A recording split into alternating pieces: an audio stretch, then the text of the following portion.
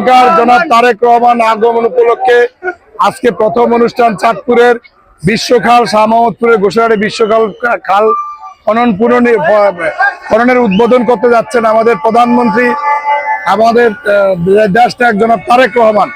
এটা আজকে আমরা অত্যন্ত গর্বিত এবং আনন্দিত চাঁদপুরবাসী। আমরা চাঁদপুরবাসী, চাঁদপুর জেলা বিএনপির বিপ্লবী সভাপতি জনাব শেখ ফরিদ আহমেদ মানিক ভাইকে ধন্যবাদ জানাবো যে এত অল্প সময়ের ভিতরে আমরা প্রধানমন্ত্রীকে আমাদের মাঝে পাওয়ার জন্য এবং আমাদের মাঝে প্রধানমন্ত্রীকে সচক্ষে দেখার জন্য আমরা চাঁদপুর জেলা বিএনপির বিপ্লবী সভাপতি জনাব শেখ ফরিদ আহমেদ মানিক ভাইকে ধন্যবাদ জানাবো।